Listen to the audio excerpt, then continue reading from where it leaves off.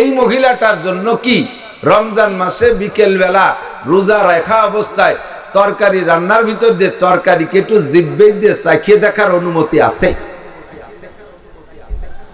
লবণ হলো কি হলো না?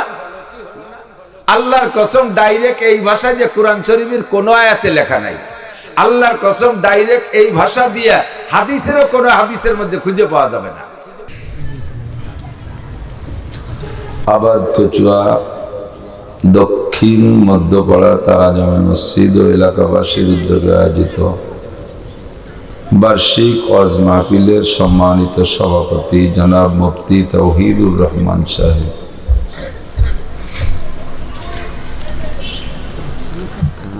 মাহফিল উপলক্ষে মদউ উলামায়ে কিরাম,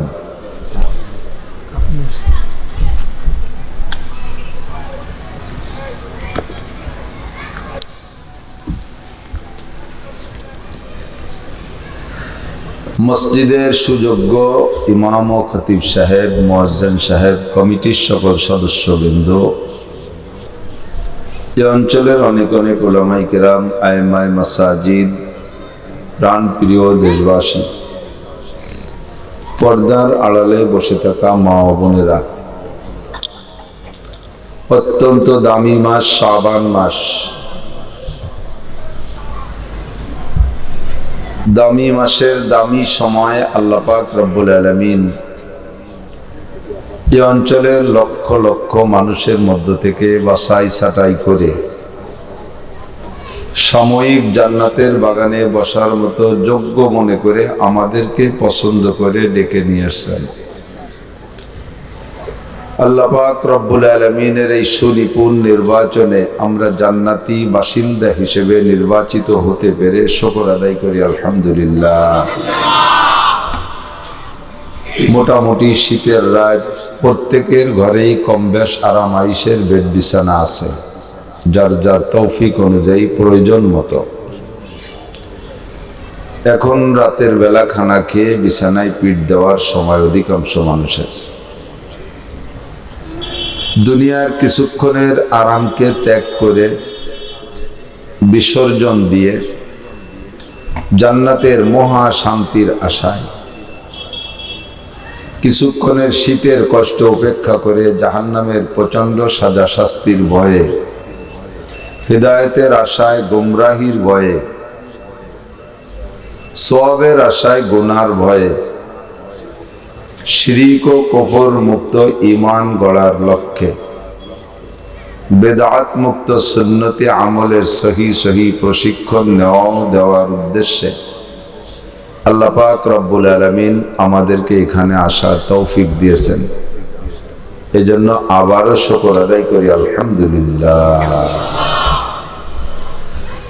আমরা যে কোরআন হাদিসের আলোচনা করি, ইসলামী শরিয়াতের আলোচনা করি, এই ইসলামী শরিয়াতের আমাদের মূল পুঁজি, মূলধন কোরআনে কারীম। কোরআন শরীফকে বোঝানোর জন্য নবী আলাইহিস সালাতু ওয়াস সালাম যে ভাষা ব্যবহার করেছেন তার নাম হাদিস। কোরআনকে একা একা কোনো মানুষ পড়ে বুঝতে পারবে না। হাদিস পাশে ব্যবহার করা ছাড়া যদি কেউ একা একা কোরআন শরীফের আরবি ভাষা জ্ঞান অর্জন করে, অনুবাদ দেখে অথবা নিজের যোগ্যতা বলে কোরআন শরীফকে বোঝার চেষ্টা করে, সে গুমরা হয়ে যাবে, খুঁজে পাবে না পথ। এই কোরআনকে বোঝানোর জন্য নবী আলাইহিস সালাতু ওয়াস সালাম মুফাসসিরে আলা, মুফাসসিরে আযম, সারা দুনিয়ার সেরা শ্রেষ্ঠ মুফাসসির মুহাম্মদুর রাসূলুল্লাহ সাল্লাল্লাহু আলাইহি সাল্লাম অসংখ্য বাণী ব্যবহার করেছেন কোরআন বোঝানোর জন্য। বাণী হলো হাদিস।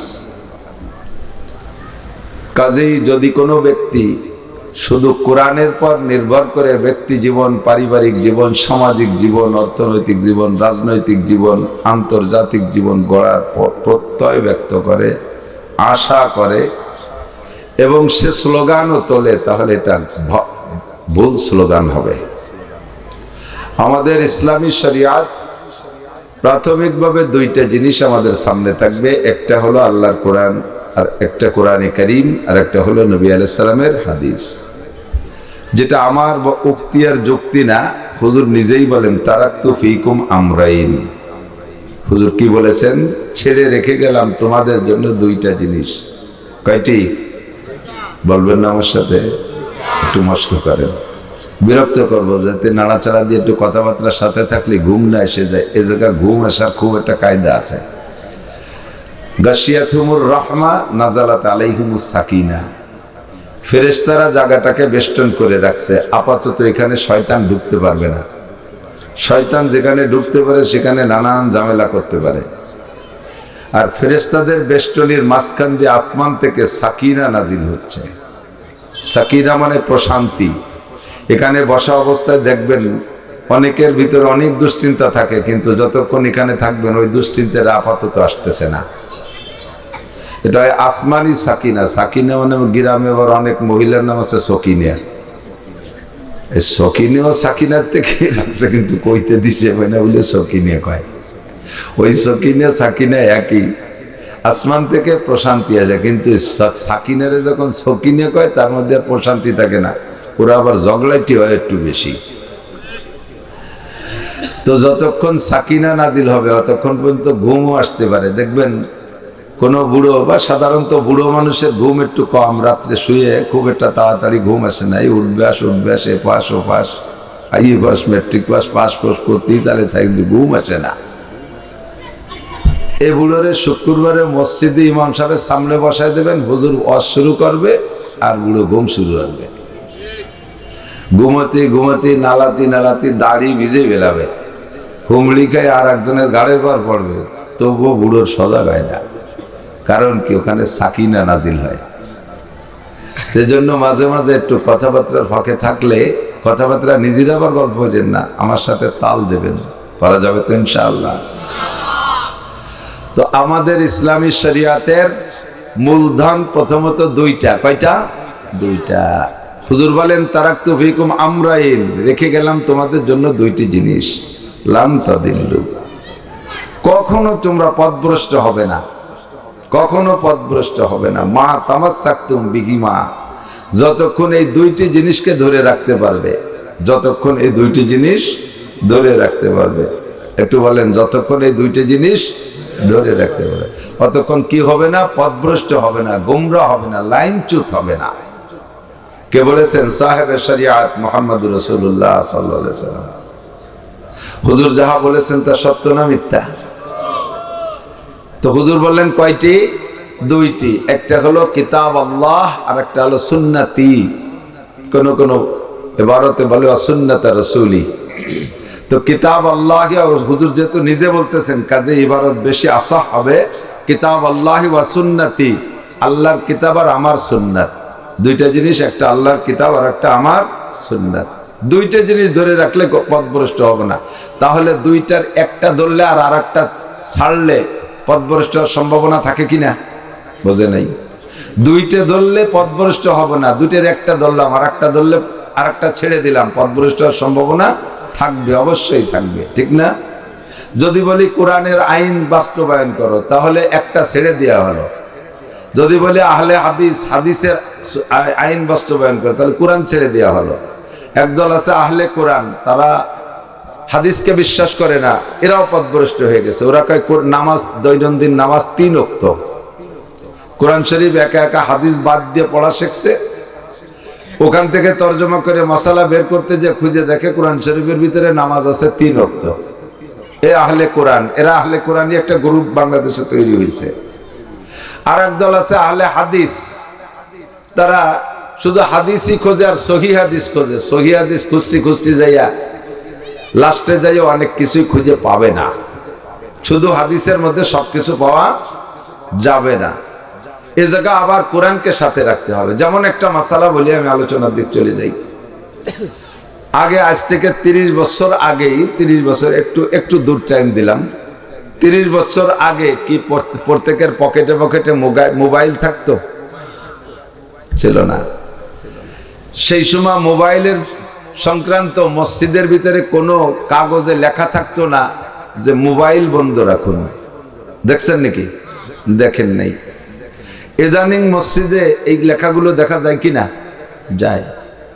তো মোবাইলটা কোরআন শরীফের ভিতরে কোনো জায়গা নাই, হাদিসের মধ্যেও নাই, কোরআনও নাই, হাদিসেও নাই।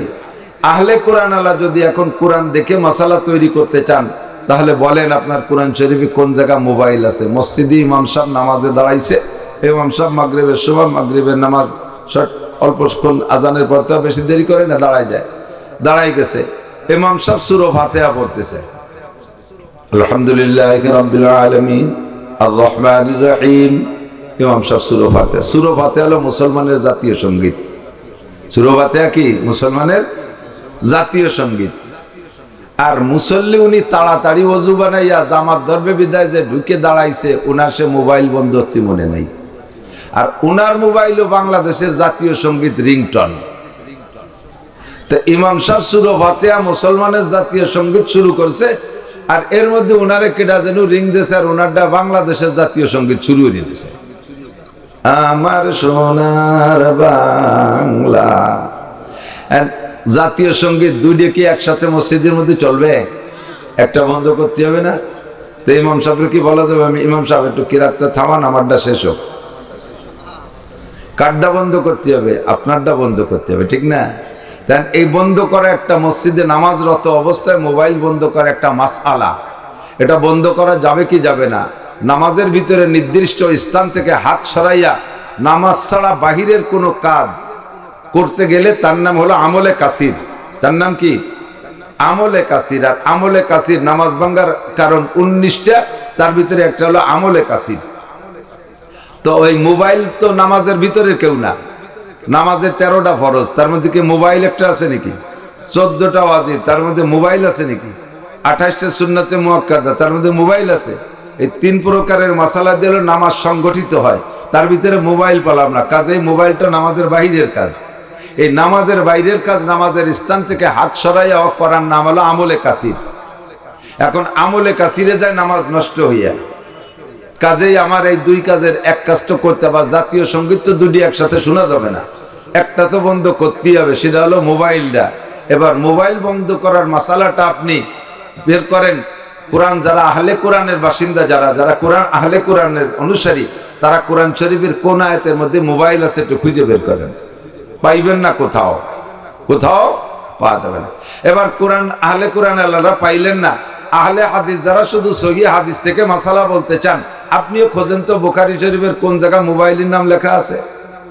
আই ক্যান চ্যালেঞ্জ, বুখারী শরীফের কোন জায়গা মোবাইলের নাম নাই, মুসলিম শরীফেও নাই, তিরমিজি শরীফে নাই, আবু দাউদ, নাসাই, ইবনে মাজায় নাই, কোন হাদিসের কিতাবে মোবাইল নাই। আছে? কথা বলেন। আপনারা বললেও বলতে পারবেন নাই, কারণ সে আমলে মোবাইল ছিল না, মোবাইল নাই। তাহলে এবার আপনি মোবাইলের মাসালা হাদিসের মধ্যে বের করেন, কোথায় পাবেন? শুধু হাদিসের পর আমল করতে গেলে আপনি এই মোবাইল বন্ধ করতে হাদিস খুঁজে পাবেন না। শুধু কোরআনের পর আমল করতে গেলে কোরআন মোবাইলে বন্ধ করার আয়াত কোনো কোরআন শরীফের কোনো আয়াতের মধ্যে খুঁজে পাবেন না। এবার দুইটাকে মিলানোর পরে ওর মধ্যে থেকে মাসালা বের করা যাবে। কষ্ট হচ্ছে নাকি? সমস্যাটা একটু ছাড়াই দিয়ে গেলে কেমন হয়? ভালো হয় না? ছাড়াই দিয়ে গেলে ভালো হয়। এখন কয় তাহলে আপনি কোন কোরআন আর হাদিস দুটিয়ে মিলে কোন জায়গা আছে মোবাইল? এবার আমি কোরআন আর হাদিস দুইটা মিলে খুঁজে বের করার চেষ্টা করব, এটা আপনি পারবেন না। এটা বের করবে কারা? হাক্কানি রব্বানি সাহেব আলেম ওলামাই কেরাম, যুগের বড় বড় ওলামাই কেরাম যারা আছে তারা বের করবে। এই ফতোয়া আপনি দেবেন না। চার দোকানে বসে এই মশালাই আমার কাছে একজন জিজ্ঞেস করছে, হুজুর নামাজের মধ্যে মোবাইল বাজে উঠলে কি করতে হবে?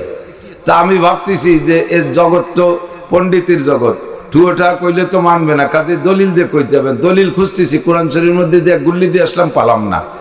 হাদিসের মধ্যে দিয়ে গুল্লি দিয়ে আসলাম, পালাম না। এখন তো একটা কায়দা কইতে হবে। এর ফাঁকে দেখি 7 দোকানের মুফতি, বাপ রে বাপ, বিড়ি খাচ্ছে আর ফতোয়া দিয়ে ঝাড়িয়ে দিচ্ছে। বিড়ি দুমো আর মশালা একসাথে বক বক করে ফেরিতে থাকে। হুজুর আপনি থামেন, আমি কই। আমারে থামাই দিয়ে কয়, আমি কই। ফতোয়া দিয়ে যাচ্ছে, এই অধিকার আপনার নাই। এটা আল্লাহ তাআলা কোরআন শরীফে কে ফতোয়া দেবে, নতুন মশালা বানাইতে হলে কে বানাবে, এটা আল্লাহ তাআলা শিখিয়ে দিয়েছে কোরআন শরীফে। আমি ওখানে চলে গেলাম কোরআন শরীফের ভিতরে। আল্লাহ পাক বলেন, কুল আতিউল্লাহ ওয়া আতিউর রাসূলা ওয়া উলিল আমরি মিনকুম। আল্লাহ পাক বললেন কুরআন আর হাদিসের কথা আল্লাহ নিজেও কোরআনের মধ্যে বললেন, কুল আতিউল্লাহ, তোমরা আল্লাহর হুকুমের অনুসরণ করো, ওয়া আতিউর রাসূল, আর রাসূল পাক সাল্লাল্লাহু আলাইহি ওয়াসাল্লামের কাজ ও আদেশের অনুসরণ ও অনুকরণ করো। চলে গেল কোরআন আর হাদিস, এবার আমার কাছে চলে আসছে মাসালা ওয়া উলিল আমরে মিনকুম। আর যখন কোন মাসালা কোরআন আর হাদিসের ভিতরে সরাসরি নাম ধরে খুঁজে পাবা না, তখন তোমাদের হক্কানি রব্বানি উলামায়ে কেরামের শরণাপন্ন হও, তারা কোরআন হাদিসের মধ্যে থেকে খুঁজে মাসালাটা বের করে দিবে। এবার হক্কানি উলামায়ে কেরামের দায়িত্বে চলে আসছে এই মাসালা। এবার উলামায়ে কেরাম এই মাসালা খুঁজলো কোন জায়গায়? ডাইরেক্ট কোরআন শরীফের ভিতরে নাম দিয়ে মোবাইল নাই, ডাইরেক্ট হাদিসের মধ্যেও নাই। এবার হাদিস আর কোরআনকে মিশাইয়া ওর ভিতরে থেকে মাসালার খুঁজতে হবে অন্য কায়দায়। ইমামে আবু হানিফা রাহমাতুল্লাহ আলাইহির সময়, খেয়াল করেন, এই সবাই শুনতেছে? ইমামে আবু হানিফা রাহমাতুল্লাহ আলাইহির সময় একটা মাসালা সারা মধ্যপ্রাচ্য জুড়িয়ে ছড়াই গেছে, জবাব কেউ খুঁজে পাচ্ছে না। মাসালাটা ইস্তেফতা, ফতোয়া জিজ্ঞাসা। হুজুর, রমজান মাসেই আসছে ফতোয়াটা। একটা লোক বড় উশৃঙ্খল, উগ্র মেজাজি, এরকম মানুষ আমাদের এলাকায় আছে।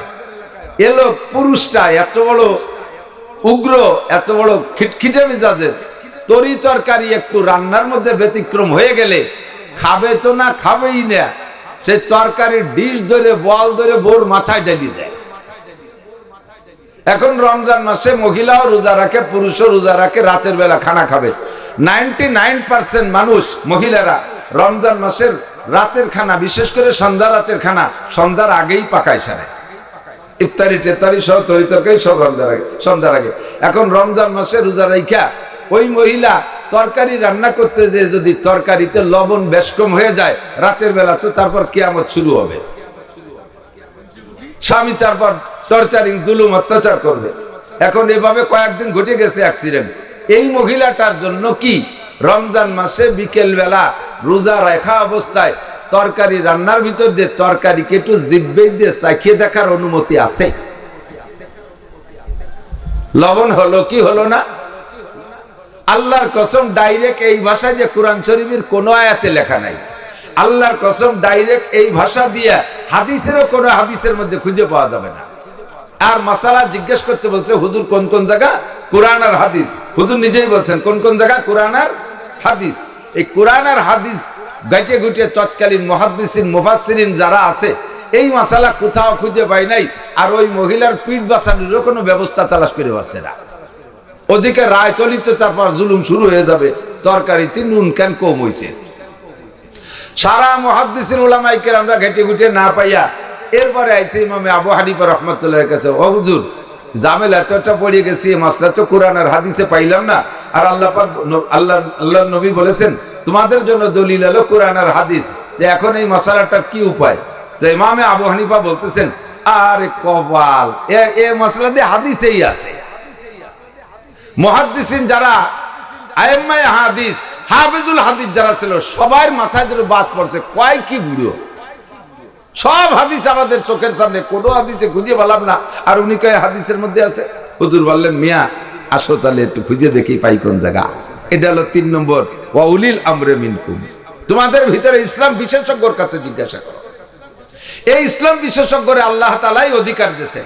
এবার ইমাম আবু হানিফা রাহমাতুল্লাহ বলতেছেন, মিয়া তোমরা কি হাদিসের মধ্যে এক কিসসা পেয়েছো যে সাহাবায়ে কিরামদের একটা দল হুজুর আলাইহিস সালাতু ওয়াস সালাম যুদ্ধের জন্য পাঠিয়েছে? এই দল সাগরের পাড়ে কাফেরদের সাথে যুদ্ধ করতে গিয়েছিল, সাগরের চর এলাকায়।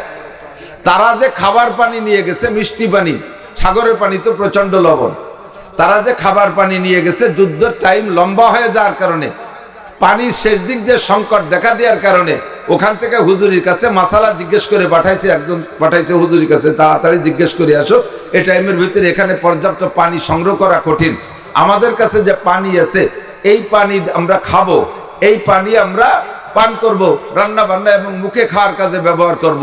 রোজার দিন রোজা রাইখা কি আমরা সাগরের পানি দিয়ে অজু করতে পারবো?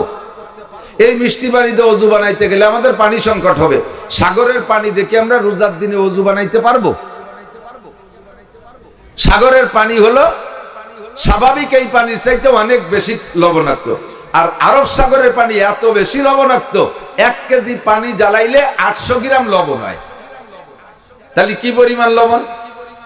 তো হুজুর বললেন মা উহা তহুর ও মাইতাতুহা হিল, সাগরের পানি পাক, এতে তোমরা ওযু গোসল রোজা বেরোজা সর্ব অবস্থায় করতে পারবা, আর সাগরের থেকে যে মাছ টাছ ধরতে পারবা এটা তোমাদের জন্য হালাল। হুজুর বলে দিয়েছেন মাসালা। কি বললেন? সাগরের পানি পাক, ওযু গোসল সবই করতে পারবা, রোজা গায়ের রোজা সর্ব হালাতে। মাসালাটা জিজ্ঞেস করছেন রমজান মাসে মুজাহিদিনরা যুদ্ধের ময়দানে, তাদের রোজা ছেড়ে দেওয়াও জায়েজ ছিল, কিন্তু সাহাবায়ে কেরাম তো রোজা রেখেই জিহাদ করতেন। তাহলে এবার রমজান মাসে রোজার দিনে সাগরের পানি দিয়ে ওযু বানাইতে গেলে কুলি করা লাগছে। কুলি করছে কেমন পানি দিয়ে? মিঠে পানি না লবণ পানি? আর এই যে লবণ পানি, সাগরের লবণ পানি দিয়ে কুলি করলে হলকুমের নিচে পর্যন্ত তিতি হয়ে যায় লবণে। কতক্ষণ?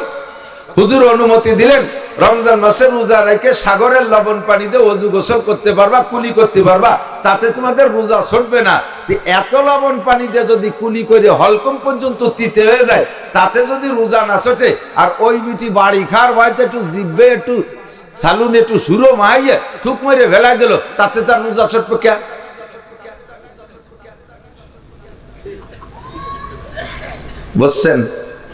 বুঝছেন এবার? তাহলে এই যে খুঁজে ওই জায়গাতে মিলে এই মশলা তলেতে টাইনি বাজতে হবে, একে 7 দোকানের মুক্তির দ্বারা সম্ভব? একে খালি আহলে কোরআন আল্লাহ একা একা কোরআন দিয়ে খুঁজে বের করতে পারবে? আহলে হাদিস আল্লাহও পারবে না, কারণ হাদিসের সাথে ওই আয়াতের ওই অংশ লাগবে, উলিল আমরে মিনকুম। কোরআন আর হাদিসের পরে 3 নম্বর আর একটা গ্রুপের দায়িত্ব দিয়ে আছে শরীয়ত তৈরি করার জন্য, সেই গ্রুপ হলো উলামায়ে কেরাম, হক্কানি রব্বানি উলামায়ে কেরাম। এদের দায়িত্ব আসার কারণেই তো এই মাসালাটা বের করতে পারছি। এবার মাসালা মিলছে কি মেলে নাই? কথা বলেন, মিলছে কি মেলে নাই? কাজেই কোনো মহিলা রমজান মাসের দিনের বেলা তরকারি রান্না করতে যাইয়া তার লবণ হলো কি হলো না, এর টেস্টের জন্য জিহ্বার আগায় একটু দিয়ে, এটাকে জিহ্বে তো ফার্স্ট ক্লাস কম্পিউটার, ওরা একটু সোয়া দিলিও টের পায় যে কি হলো। সোয়া দিয়ে ওইটুকটা গেলবে না, ওইটুকটা থুক মারে বেলায় দিয়ে এরপরে তরকারিকে লেবেল করলে তার রোজাও ছুটবে না, পিঠও বেঁচে যাবে। কন্যা সুবহানাল্লাহ, আল্লাহু আকবার। কথা কি বোঝা গেছে? উলিল আমরের কাছে যদি না যান, পাঁচের দিকে যাওয়ার আগে আইসে গেল দুই একটা ব্যাস পেয়েছে কথা অপ্রয়োজনীয় করছে নাকি আবার? ঠিক আছে তো, আসেন এই মশলাটা খুব জায়গা মতো এসে গেছে, মহিলারা খুশি হয়েছে। অনেক বাড়ি জয় ঝামেলা আছে, তবে পুরুষকে বলে রাখি তরকারি সব দিন একরকম হয় না। কখনো তরকারি ব্যতিক্রম হলে কিছু কিছু উগ্রপন্থী আছে, তারা বোর সাথে এভাবে অসৎ ব্যবহার করে। আপনি স্ত্রীর রান্না করতেছে, আপনার স্ত্রী এক একদিন এক এক রকম হয়ে যাচ্ছে, হতেই পারে। এটা তার কম্পিউটার দিয়ে মাইবেজুবে রান্না করে না, কড়াইতে দেয়, আন্দাজের পর একটু বেশ কম হতে পারে। আপনি পুরুষ মানুষ, আপনার সব কাজ কি সব দিন একরকম হয়? আপনি আজকে ভ্যান দিয়ে বার হয়েছেন, দিন ভরে চালাইয়ে পাইছেন 1000 টাকা, পরের দিন যাইয়ে ভ্যান চালাইয়ে সারাদিন ভরে পাইছেন 150 টাকা। এবার বাড়ি এসে যদি বউর কাছে গতকাল দিয়েছিলেন 1000, আজকে জমা দিলেন 150, বউ যদি আপনার ঝাঁটা দিয়ে দাবল শুরু হয়, বেটা কালকে 1000 আজ 150 টাকা, সেটা যদি আপনি মাইনে না নেন যে হ্যাঁ তুমি আমার ঝাঁটা দিয়ে দাও, আমার বাজারে মাঠে রাস্তায় কি সব দিন একরকম ইনকাম হয়, তাহলে এবার আপনি ওই জায়গায় চলে যান। তরকারি কি সব দিন একরকম হয়, তাহলে তুমি কেন ঝগড়া বাঁধাও?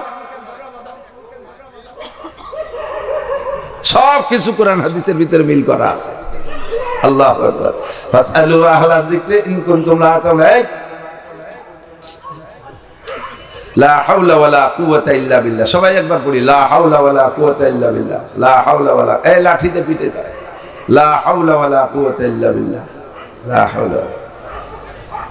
কুকুরের সাথে শয়তান থাকে, আরেকটা এসে গেল কয়ে যাই। আজান দিলে 3 প্রকারের প্রাণীকে শয়তানে খুব বিরক্ত করে। শয়তান 3 প্রকারের প্রাণীর মাধ্যমে তার বিরক্ত প্রকাশ করে, মূলত বিরক্ত হয় শয়তান। আজান দিলে দেখবেন কুকুরে ডাকে, শুনছেন না? কি সুর দিয়ে করুণ ছুরি ডাকতে তালে থাকে, হু করে মুখ উঁচু হয়ে, মানে ওর মুখের ভিতরে শয়তান যাইয়া তার দুঃখটা প্রকাশ করে। কাজ দল কি, মুয়াজ্জিন আজান দিল, মসজিদে মুসল্লি চলে আসবে, আমার তো বিশাল লস হয়ে যাবে, এই জন্য কান্তি তারে। তাও শয়তান তো আলাদা হয়ে কান্দে না, ও কুত্তর মুহির মধ্যে যে কান্দে, এই জন্য আজান দিলি কুত্ত ডাকে। 2 নম্বরে আমাদের দিক গাদা নাই, ইন্ডিয়া পাকিস্তানে গাদা আছে, এই আজান দিলি গাদা এরকম ধুমসা ডাকা ডাকতে তালে থাকে, গাদার মুখের মধ্যে যে শয়তান এরকম হাউকাউ করতে তালে থাকে। 3 নম্বরে বেহায়া বেশরম বেনামাজি মহিলারা আজান দিলে ওই সময় ওকে ঝগড়ায় সেট দেয়, ওই সময় ওরা ঝগড়া বাঁধায়, খুব কায়দা হয়ে যায় ওকে গায়ে, ওকে মুখের মধ্যে সেই সময় শয়তানে যাইয়া ওইভাবে পাম দিতে তালে থাকে আর সহ্যতি মানে সে ঝগড়া বাঁধাতে থাকে। তাহলে যারা ওই সময় চিল্লে পাল্লা আর মহিলারা বোঝা যাবে যে ওর কাঁধে আপাতত শয়তান আছে। ওর আচ্ছা বাঁচতে হলে কি বলতে হবে? লা হাওলা ওয়ালা কুওয়াতা ইল্লা বিল্লাহ, লা হাওলা ওয়ালা কুওয়াতা। কুকুরে যখন ডাকবে তখন লা হাওলা ওয়ালা কুওয়াতা ইল্লা বিল্লাহ পড়বেন, কুকুর থেমে গেছে। আল্লাহু আকবার। কুল আতিউল্লাহ ওয়া আতিউর রাসূল ওয়া উলিল আমরি মিনকুম। আল্লাহ পাক বলেন, বলে দেন কোরআন শরীফের ভিতরে 332টা ফুল আসছে। কয়টা? 332 কুল। পাতি কুল, নারকেলি কুল, আপেল কুল, এই কুল না কিন্তু। কপলাম পেশ কুল মানে বলো, কুল মানে বলো। 332 কুলের মধ্যে একটা কুল, কুল নবীকে আল্লাহ বলতেছেন কোন সল জব নাই, পরে যা কইতেছি তা করতে দিতে হবে। এর মধ্যে গ্যাটিস ডুয়ানোর সাথে সাথে